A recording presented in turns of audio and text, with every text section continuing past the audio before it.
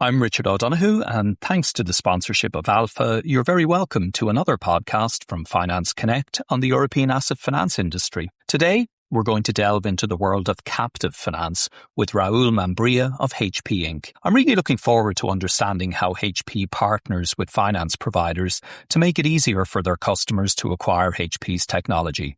Raul, thanks for joining me today from Barcelona. Good morning, Richard. Thanks for the invitation. Well, I would feel obliged to invite you on this occasion after Spain's World Cup win. What's the mood like in Barcelona? Okay. I thought this podcast was about leasing, but we can talk about football if you want. Talk football. Everybody likes football. Yeah, of course. It's been an amazing World Cup, and it's nice to see Spain win. And, everyone says Spain was the best team. It's true. We don't have stars like Mbappe or Messi, but, sometimes a team is more powerful than a bunch of stars. But the World Cup was amazing. I mean, I enjoy a lot, not only Spain, I also enjoy a lot seeing like Messi scoring tons of goals and giving a lot of passes and Mbappe doing great and Harry Kane and Haaland for Norway. So it's been an amazing World Cup. And, it's always nice to beat France in the semifinals. And I also was delighted to have and the other semifinal, England versus Argentina, remembering what happened in Mexico 86. Mm-hmm. So, winning the final against Messi was the best possible outcome. So very happy for the team. And you're revealing your age there by remembering England against Argentina in Mexico. That's quite a while ago. Yes, actually, I remember having the Panini stickers collection of that World Cup. And now I'm doing the same with my kids. So it's also something to remember. World Cup. Yeah, throw is back in fashion. Yes. But as you said, maybe we should talk leasing or asset finance and maybe just introduce yourself for people who don't know you. And also you work with HP Inc. and you're responsible for the delivery of financial services on behalf of HP Inc. So maybe talk a little bit about first yourself and then why HP Inc. delivers financial services. So my current role is Europe, Middle East and Africa Payment Solutions Director. Sounds very nice. And it's basically trying to promote leasing and financing across all my region. I'm based in Barcelona. I'm 17 years in the company, so I have done many roles, and this is just my current role. And everything that I do is promote leasing, work with different finance partners, evangelize leasing inside the company and outside the company with our customers, distributors, and channel partners. And, financing is very important for every company, especially tech companies. Many times the ticket size of that our customers need to pay for our products is high. So, and you can see that many companies in this industry have captives. We don't have a captive, and I will explain later why we don't have a captive. So we work with partners, and my job is all about improving the relation with those partners and serve our customers. Why does HP see value in financial services, or how do you convince HP salespeople that they should be positioning leasing? Yeah, first, it creates stickiness and recurrent revenue. So, we are a multi-billion company, and every quarter we start from scratch. Every quarter you need to build your quota from zero, and that's not what the company wants. At the end, we have a lot of push in the recent years from senior management on having lines of recurrent revenue,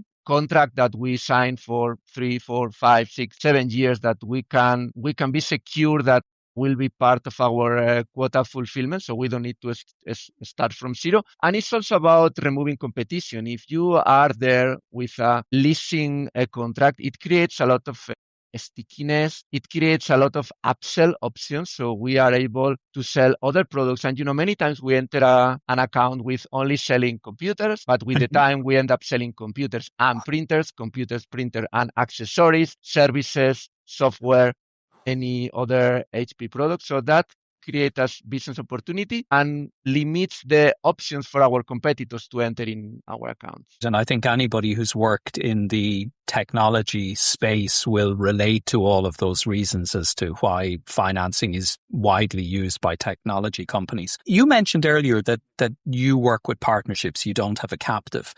If we go back to 2015, when HP, the old HP, split into two orgs, HP Inc., which you're part of, and HPE. At that point, you did have a captive. There was a captive representing both companies. Why did you decide to go with partnerships after that split occurred? Yeah. So we were one company till, as you mentioned, 1st of November 2015, and we had the split. It was a CEO decision at the time. And it's true, we had a captive, but the captive went to the other side. So I work now for HP Inc., and now the captive is inside Hewlett Packard Enterprise. So the first decision that the company took after the split is to sign a preferred partnership agreement with that captive. So even that the captive is not inside our structure, our matrix, we have a strong relation with them. They are our primary financing partners. So now it's called HPEFS, and they are serving both HPE and HP Inc. as before. So this is good for them and good for us. And this is the first decision that we took. Why we decided, or the company decided, not to build a captive? First is, it's everything cost versus opportunity. And when you are after a split, you have many priorities where to invest your cash. So at the moment, there was other investment priorities, and there are always two options or two ways to create a captive. So one of them is to build internally and grow organically. That is probably the less costly option, but requires a lot of time to be efficient. And we don't have time. We have deals every day, and we don't have time to wait till something is mature.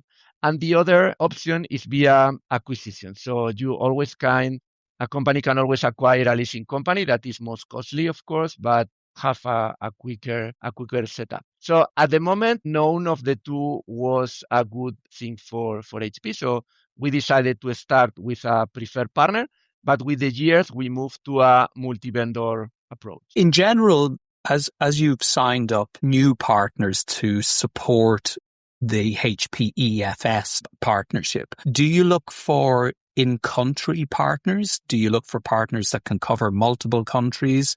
Do you look at it on a segment basis, that for SMB customers, we'll have one partner out? How do you choose partners?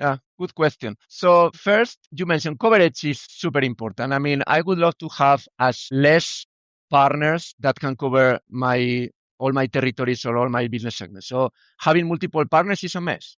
I need to admit. And now we have around 15. And, managing relations, expectations, etc. is complicated. But we do, because we don't have like one partner that, one size that fits all. So this is something we don't have. So what we first started doing, trying to identify global partners, global meaning they work not only in my region, Europe, Middle East, and Africa, but also in Americas and APJ, that can cover territories where we are not present with HPEFS, for example, but also to cover segments. You had a very good point, to cover segments that are not priority for HPFS in some countries. So, typically the weak areas for every finance partner is SMB, so a small, medium business, and public sector. Public sector has many limitations for leasing in many countries. So we were trying to find alternatives to support SMB and public sector in countries where HPFS was present and was not that strong on those segments, and also to try to cover additional countries. So coverage is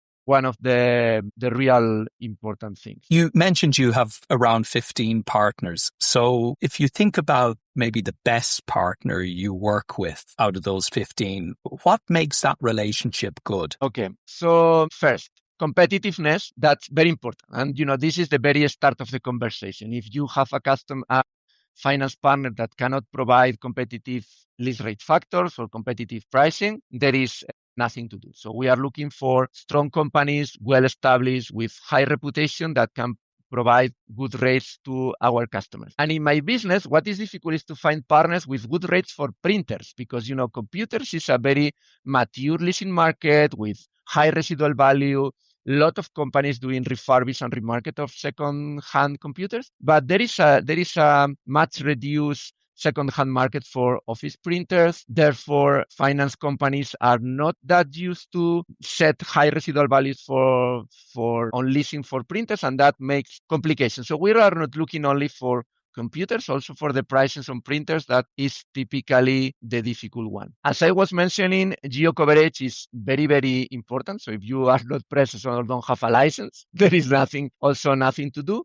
But it's also true that, in many places, it's also about the kind of products they can offer. And I will go very simple and talk about full payout and fair market value. So in many countries, you need different licenses to operate in the regulated market or the non-regulated market. And some finance partners only have one license in one country, so they cannot offer either FMB or FPO. So when we see situations like that, we try to identify another finance partner that can provide or has the license that the others don't have. Of course, something very important for us in business, we are a very established and very reliable company, and we expect the same from our finance partners. So we are looking for trust, for honesty, for support, and also for quick turnaround time. So we have strict deadlines to provide pricing and conditions to our customers, and we expect the same from our finance partners. Something also very important is the will to win. So we are here to win, and this is all about in our DNA. So we are always aiming to do more, to develop the business. So we are not expecting finance partners to be reactive to what we do. We want them to be proactive, to propose things, to feed up with market information, to tell us what competition is doing, how to approach better the leasing market, how to develop the market, and how to grow the business together. So it's not only about selling, it's about business development, and we invest a lot of time doing promotions and webinars, trainings, and other kind of business development stuff. And last but not least, and it's very important, we expect them to invest on people for us. So we always expect for them to have dedicated headcounts to our project. We can work together with their staff. It's interesting. You mentioned them bringing you ideas and educating you on the market, because we had a podcast recently around supplier management, and that was one of the points that came out, was that suppliers can give you hugely valuable information, but often as buyers we think it's a sales pitch and we ignore that information. So do you find, just building on that, do you find the information you get from your finance partners to be helpful? Does it sometimes change the direction you're going to go? Yes, it is helpful, and because especially on the channel business, I mean, we have thousands of channel partners, and at the end you have dedicated people to attend the big channel partners. That there are a lot of medium channel partners, small channel partners that are unattended.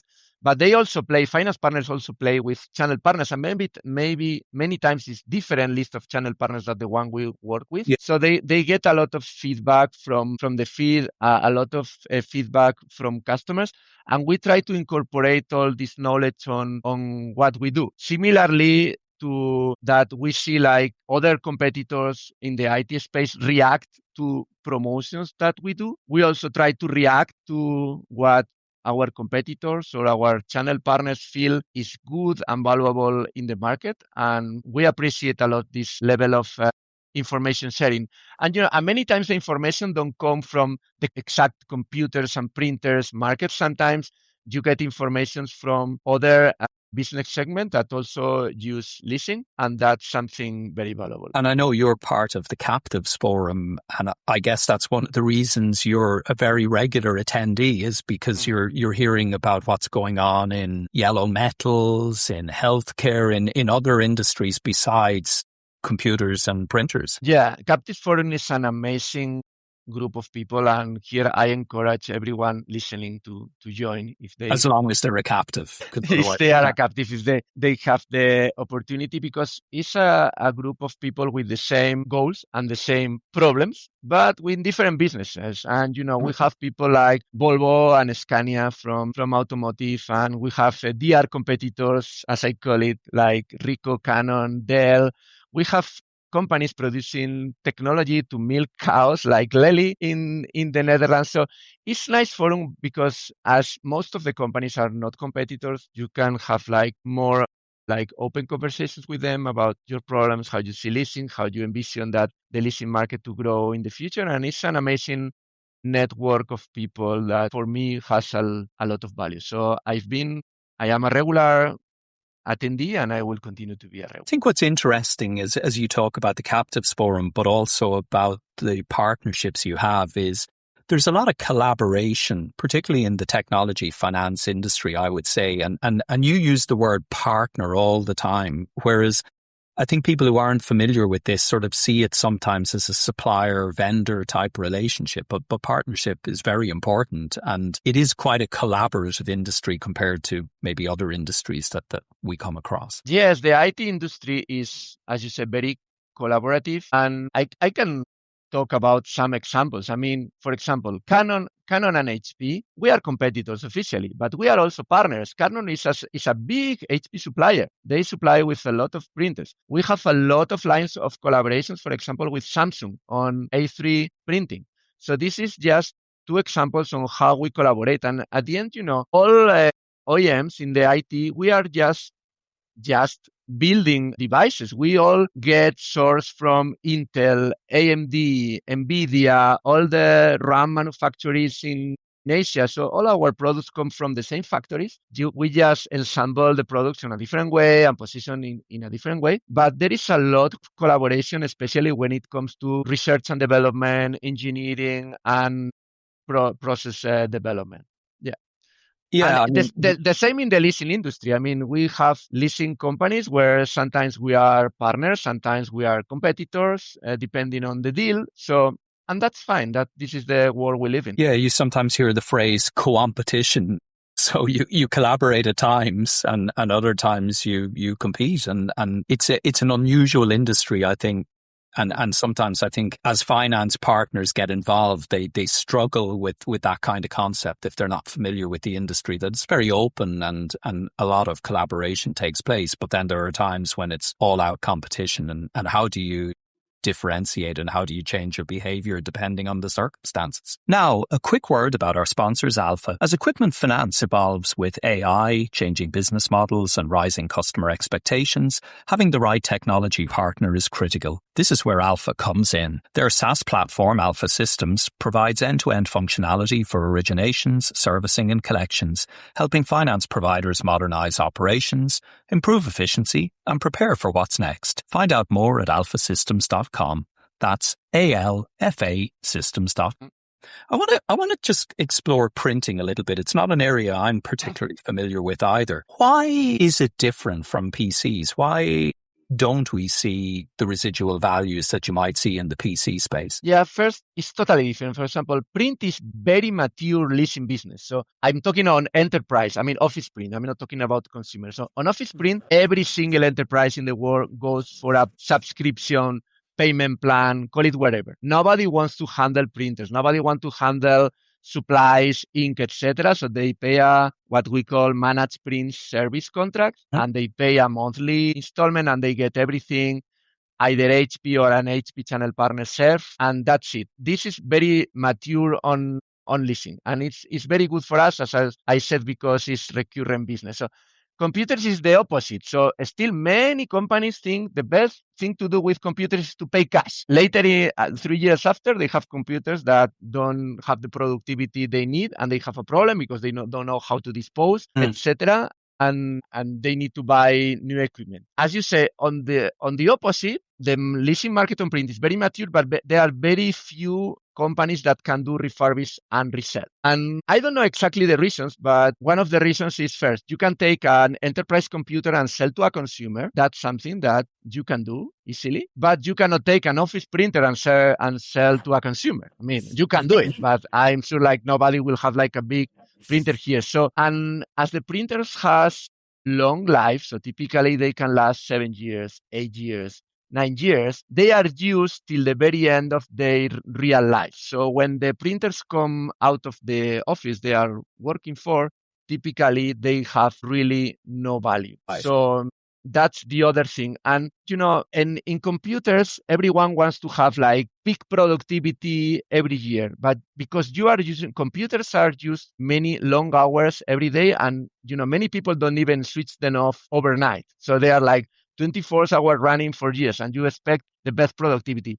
Printers, on the contrary, are always in idle mode, and maybe they print just 20 minutes per day, 30 minutes per day, so they can live longer, and there is not that need to replace that often. Yeah, interesting. You're quite right. I'm just looking even in my home office where the printer might print a page a day or 2 pages a day, and yet, I have a laptop on. I follow the recommended guidelines and I do switch it off at night. But in general, it's on throughout the day. And yeah, it's something I hadn't really thought about. It's an interesting observation.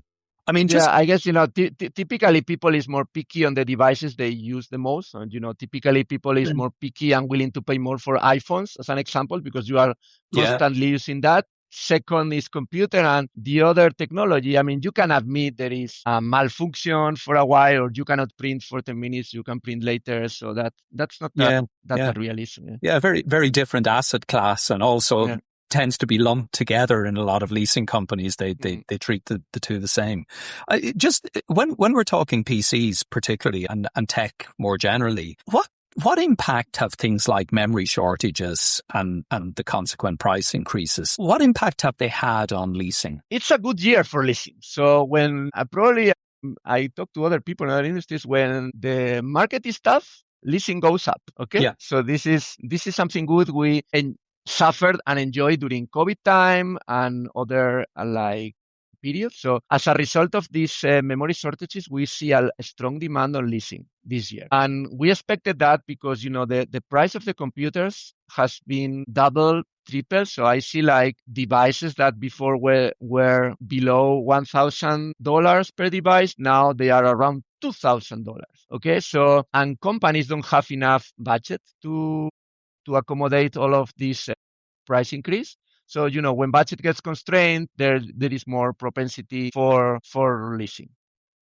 As an example for that, this year we have launched a campaign we call Order Now, Pay Later to facilitate our customers to acquire the tech they need, because we really think that many companies will need support. And, it's not, you mentioned the memory shortage. The problem is not only the price increase, it's the supply availability. And many times it's not the supply itself, is the amount of time you need to wait, or the problem you may have if you wait. So meaning sometimes we say to the customer, we have the products you want today.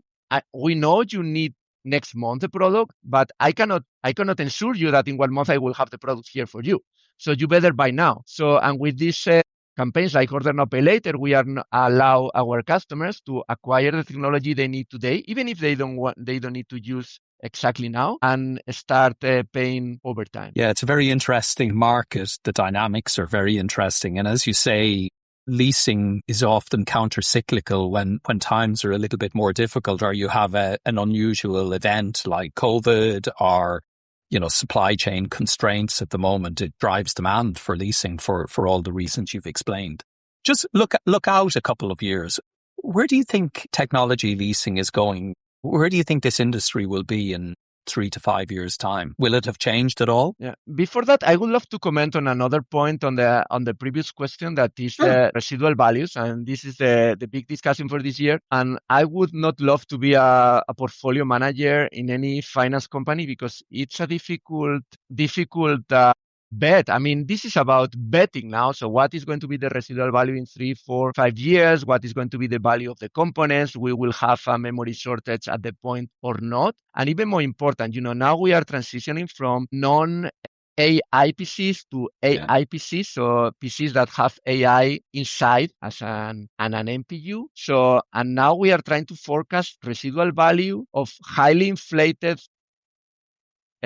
in price, many times non-AI computers. So there will be a value for that in the future, yes or no? And this is something that impacts a lot the pricing. So this year, and this is another really valuable thing for us, to have a panel of finance partners. We can benchmark prices among different ones, and we have different levels of appetites when it comes, or risk taking when it comes to residual value. And this is something that we are working a lot this year, trying to offer the best prices to our customers. And again, back to what you said, like having a panel and having different partners giving you input is very helpful in that environment, because you're right. I mean, there's huge levels of uncertainty as to what the future value is going to be and whether there will be a second-hand market for for some of these devices if they're not AI and etc. But you expertly deflected my more difficult question about what's the future of technology leasing in 3 to 5 years' time. Give us your thoughts on that, and then we'll play this back in 3 years' time and see how rich you were. I'm not skipping the question. Okay, so what I think in few years. So it's a personal bet. I mean, I would say it's not my company bet, it's my personal bet. So my bet is we will go to fully flexible subscription models for tech. Okay, so similar that today there are limited fully flexible programs. Like, for example, we have HP Instant Ink for consumers that you can have a printer and you pay a subscription, so you don't need to pay for the cartridges.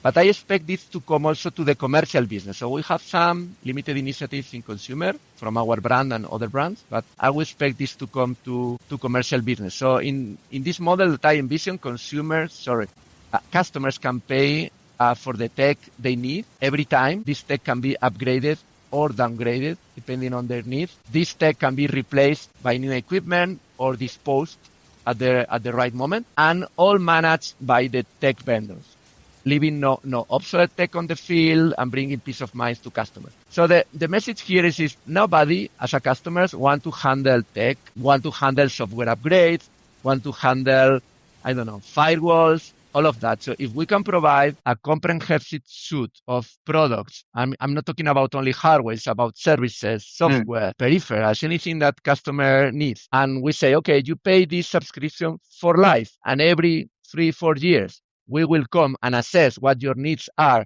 We will replace your products, upgrade, downgrade, depending on what you need, and you don't need to handle anything. This is something that companies would appreciate. And it's not very different to what we do today with office printers. I was mentioning today we install office printers, we take care of everything. This is not the thing for computers, and I envision this will happen with computers as well. Also, there is now a lot of push on AI data centers and what AI can do in the cloud and data centers, but AI at the edge or AI inside the computers is developing. So there will be like more and more things that we can do as people with our individual computers with AI. And this will require a level of management that many times will go beyond the knowledge of people. So it's better that the OEMs handle that for them via services. It's a great pitch for a services product, and we might pick up on that. You've raised a couple of issues like edge computing, etc. We might pick up on some of those at the Leaders Summit next year in Paris, because I think it's a really interesting topic to explore. And we've been talking about it for a long time, but it hasn't maybe happened as quickly as people were predicting in the past. But you've gone for it. It's going to happen in the next 3 years. I want to finish off just 2 things. Number one is you're an engineer by training, and we always ask people, how did you end up in asset finance? Yes, I mean, I studied engineer because there is no degree on the university for asset financing. So you need to start somewhere.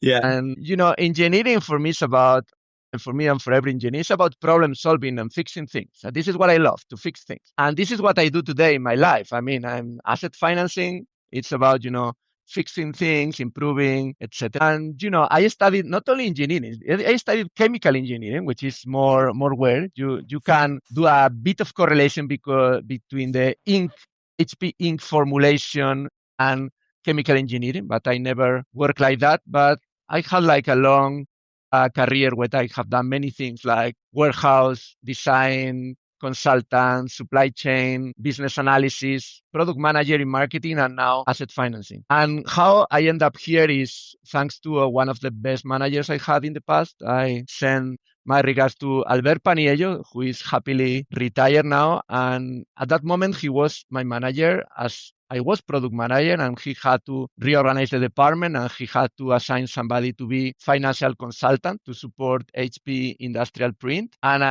he said, Raul, I have no option than you. And I said, but Albert, I have no clue on financing. I'm an engineer. And he said, you are a clever guy.